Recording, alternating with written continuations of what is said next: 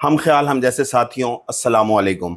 آج ہمارے ساتھ ایک بہت ورسٹائل بندہ ہے اور ان کی سٹرگل پہ بات کریں گے، ان سے کلچر پہ بات کریں گے۔ وہ کسی حد تک سنگر بھی ہیں اور کیا کچھ اور کرتے رہے ہیں، اور اب ایک کال سینٹر بھی اپنا چلا رہے ہیں، اور آپ لوگوں کو اس سے کیا فائدے ہو سکتے ہیں وہ آپ سارا دیکھیں گے تو آپ کو پتہ لگے گا۔ تعارف کراتے ہیں۔ السلام علیکم جی وعلیکم السلام۔ جی، اپنا پہلے ذرا تعارف کرا دیں۔ جی پہلے تو first of all thank you very much کہ آپ لوگوں نے اپنے اس زبردست چینل پہ مجھے جو انوائٹ کیا، اور میرے لیے بڑی اعزاز کی بات ہے آپ لوگوں کو انٹرویو دینا۔ اور میرا نام زہیب خان ہے اور لاہور پاکستان سے میں بلانگ کرتا ہوں، اور بہت ساری چیزیں جو آپ وقتاً فوقتاً by the time of period پوچھیں گے تو ڈیفینیٹلی اس کے آنسرز آپ کو دیتا رہوں گا۔ ٹھیک ہے، تھوڑا سا اپنی لائف کی جرنی کے بارے میں پہلے بتائیں۔ لائف کی جرنی اٹس لائک بہت ہی زبردست۔ میں یہ کہتا ہوں کہ بڑی پریکٹیکل زندگی، جو ایک کہتے ہیں نا کہ پریکٹیکل لائف کس طرح گزری اور پریکٹیکل لائف کیسے گزاری، تو اس پہ میں اگر تھوڑا سا بتانا چاہوں آپ کو، میں جب بالکل چھوٹا تھا، like was in I think so آپ یہ کہہ لیں 5 to 6 ایئر اولڈ تھا، تو تب سے مجھے ذرا شوق تھا گنگنانے کا نا، لیکن اس وقت گنگنانا کچھ اتنا نہیں تھا، لیکن ذرا مجھے شوق تھا، نعتیں بڑی پڑھتا تھا، تو میری والدہ مجھے ہمیشہ اچھا، ایک بات آپ سے ابھی تھوڑی دیر پہلے بات ہو رہی تھی کہ آپ بہت چھوٹی عمر میں ہی ایک یتیم ہو گئے تھے، یعنی آپ کے والد کا سہارا آپ کے سے ہٹ گیا تھا۔ ایسے ہی اس ٹائم آپ کی کیا عمر تھی؟ کیونکہ یہ بہت ہمارے ناظرین کے لیے بھی بہت ضروری ہے کہ ایک ایسا عام بچہ پھر کس طرح آگے بڑھ سکتا ہے اور موٹیویشن لوگوں کو مل سکتی ہے، پتہ لگ سکتا ہے کہ شکوہ کرنے کے بجائے آپ نے کس طرح سٹرگل کی۔ مجھے جہاں تک یاد پڑتا ہے ایگزیکٹلی مجھے اپنی 3 سال کا ہوں گا میں جب میرے والد صاحب کی ڈیتھ ہوئی، اور وہ ایک ایسا ٹائم تھا کہ ابھی مطلب میرا اپنا بچہ 3 سال کا ہے ماشاء اللہ، تو میں جان سکتا ہوں کہ ابھی اس کو اتنی چیزوں کا علم نہیں ہے، پتہ نہیں ہے کہ کس طرح زندگی میں کیا کرنا آگے کیا نہیں۔ تو اس وقت بہت سارے ایسے جو ہیں وہ لوگ زندگی میں شامل ہوئے، جو کہ میری والدہ بتاتی ہیں، ان کو بڑا کریڈٹ جاتا ہے میری امی کو اس چیز کا کہ انہوں نے بڑے طریقے سے، بڑے ایک میں کہتا ہوں ہر کسی سے ہٹ کے ہمیں بہت بہت الگ پالا، اور اللہ کا بہت کرم ہے اس ذات پاک کا کہ ہماری پرورش ایسی ہوئی کہ الحمدللہ ہم ایسوں میں سے نکلے جو ہمارا ساتھ دے رہے تھے اس وقت، آج الحمدللہ وہ ہمارے ساتھ کھڑے ہوتے ہیں، تو فخر محسوس کرتے ہیں کہ ہم نے ان لوگوں کا ساتھ دیا ہے۔ تو کچھ ایسے نام ہیں جو کہ میں لینا نہیں چاہوں گا کیونکہ وہ اچھا نہیں لگتا، وہ کیونکہ انہوں نے ہمیشہ یہی کہا ہے کہ وہ ہائیڈ ہی رکھیں تو بہتر ہے، تو لیکن پھر بھی میں ان کو، وہ دیکھ ہی رہے ہیں اور شاید آس پاس بھی بیٹھے ہیں، وہ کہتے ہیں نا کہ ایسے لوگ ہمیشہ آپ کے ارد گرد ہی ہوتے ہیں، تو ان لوگوں نے میرا ساتھ دیا، ہمیں پڑھایا، ہماری تعلیم کے اوپر کافی ایکسپینس اس وقت، ظاہر سی بات ہے آپ کو پتہ ہے ہر ٹینیور میں ایک ایکسپینس ہوتے ہیں، تو انہوں نے کیے، اور بس زندگی کا ایک ایسا وہ وقت تھا کہ وہ الفاظوں میں بتا نہیں سکتا انسان۔ اچھا، آپ نے ایجوکیشن چلیں جہاں تک بھی کمپلیٹ کر لی، اس کے بعد جب پریکٹیکل لائف میں آئے پھر آپ نے اپنے راستے خود متعین کیے، کسی کے پیچھے لگ گئے، ہوا کیا یہ بتائیے گا۔ دیکھیں کسی کے پیچھے لگ کے تو کبھی کوئی کام نہیں ہوتا، یہ ہمارے بڑوں سے ہم نے سیکھا، اور نہ ہم کسی کے پیچھے لگے، نہ ہم نے کسی کو اپنے پیچھے لگایا، ہم نے اپنے سیلف، میں ہمیشہ سے سیلف میڈ بندہ ہوں، میں آج کی ڈیٹ تک اپنے کام خود کرتا ہوں، اور کوشش کرتا ہوں کہ کسی کو کم ہی بولوں گے یار میرا یہ کام کر دو۔ تو اس سے یہ ہے کہ میں نے جو اپنی زندگی میں یہ سیکھا کہ میں بہت ساری چیزوں سے، اسپیشلی 9th کلاس کی اگر ہم بات کریں، کیونکہ آپ بتا رہے ہیں کہ کس ٹائم ایک ٹرننگ پوائنٹ آیا، تو 9th کلاس میں میں پڑھ رہا تھا، تو ساتھ مجھے کچھ نہ کچھ، ظاہر سی بات ہے ارننگ سورس بھی چاہیے تھے کہ میں اپنی اسٹڈیز کو کنٹینیو کر سکوں ان فیوچر، اور پلس کہ میں ایک جب اپنے آپ کو پریزنٹ کروں کہیں پر، تو at least of somebody will watch me somewhere or just look at me، تو وہ یہ بولے کہ ہاں یار اس بندے میں کچھ ہے، اور وہ اس کی تعلیم اور اس کی تربیت میں نظر آتا ہے۔ تو وہاں پر میں نے پہلی جاب جو ہے وہ اسٹارٹ کی کال سینٹر میں، اور میں مال روڈ سے اور ڈیفینس جاتا تھا کے بلاک میں موٹر سائیکل کے اوپر رات کے ٹائم، اور آپ یقین کریں کہ وہ رات کا ٹائم ایسا ہوتا تھا کہ ڈر لگتا تھا سارا کچھ بند ہے کیونکہ مارکیٹ ہو جاتی تھی 8-9 بجے بند, اور وہ 10 بجے ہم نے نکلنا ہوتا تھا گھر سے, 11 بجے آفس, اور 11 سے صبح 7-7:30 بجے تک آفس میں نائٹ ڈیوٹی تھی میری. تو وہ میں نے کوئی سال ایک کام کیا, مطلب 9 سے 10 اپنی جو ہے وہ میں نے ساتھ ساتھ وہ, اور اس وقت میری سیلری ہوتی تھی 10 سے 12 ہزار روپے. ٹارگیٹ وغیرہ اچیو کرنے پہ ٹارگیٹ وہ اس وقت کے جو ٹارگیٹ تھا اس کا تو 1000 روپے ملتا تھا کمیشن, 1000 ایک سیل پہ, کیونکہ وہ ظاہر سی بات ہے ڈالر کا ریٹ بھی 100 روپے سے کم تھا, ٹھیک ہے, 60 روپے تھا, تو وہ اس پہ وہ 1000 روپے ملتا تھا ایک. تو اس طرح پھر وہاں سے میری جرنی کال سینٹر کی آپ یہ کہہ لیں پہلی جاب کی اسٹارٹ ہوئی. پھر اس کے بعد فردر یہ تو بڑی آپ جرات کا مظاہرہ کرتے تھے. تقریباً 9th کلاس کا بچہ تو 15 سال کا ہوتا ہے, اور اوپر سے پیچھے والد کا بھی دست شفقت نہیں, اور آدھی رات کا سفر, اور اتنا میں کہتا ہوں آپ کی والدہ کو یہ بہت کریڈٹ جاتا ہے اس کا, نو ڈاؤٹ. اور اسی سے جڑا ہوا ایک اور سوال ہے, کیا یہ کانسیپٹ صحیح ہے کال سینٹر کے لیے کوئی پہلے سے تیاری یا ایجوکیشن حاصل کرنی پڑتی ہے, یا آپ بس بغیر سوچے سمجھے کود پڑے؟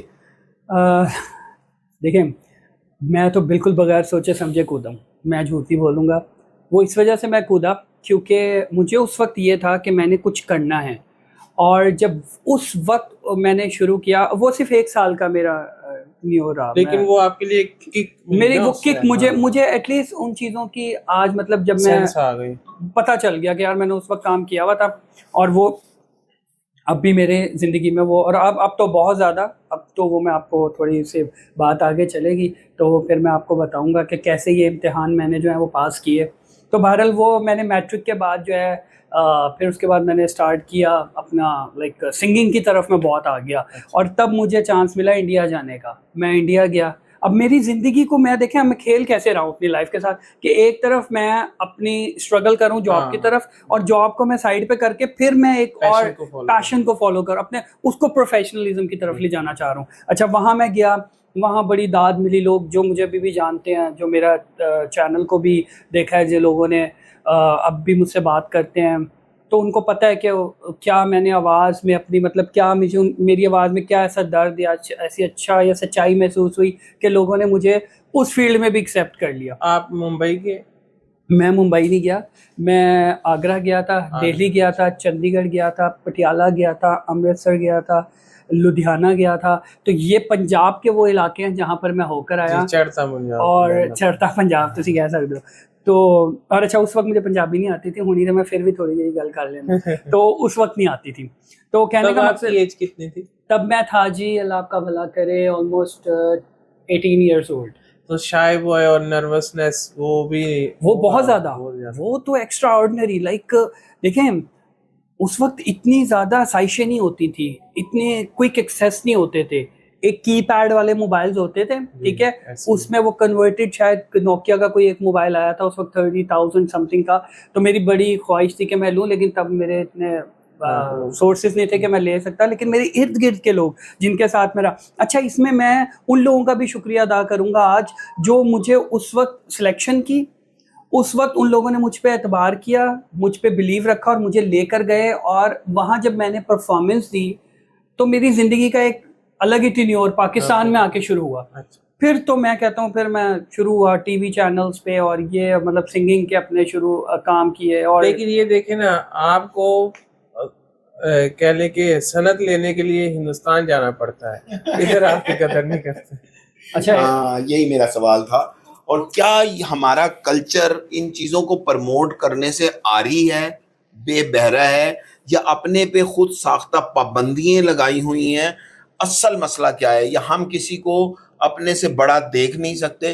یہ کیا وجہ ہوتی ہے کہ وہ کلچر کے اتنے ان چیزوں کے دل دادا ہیں اور وہ وہاں سے سکون حاصل کرتے ہیں؟ یہ کیا وجہ ہے؟ جہاں تک آپ جانا پڑے گا, موسیقی کی فن کی تصدیق کے لیے ہندوستان جانا پڑے گا, تعلیم کی تصدیق کے لیے امریکہ کا سفر کرنا پڑے گا. ان شارٹلی اس کا ایک آنسر کرتا ہوں. ابھی بڑی اچھی بات کی فاروق آپ نے کہ جو کلچر, دیکھیں کلچر ہر جگہ کا پریزنٹ خود کرنا پڑتا ہے, یہ کوئی اوپر سے آ کے نہیں کرے گا, یہ آپ کو خود کرنا ہے.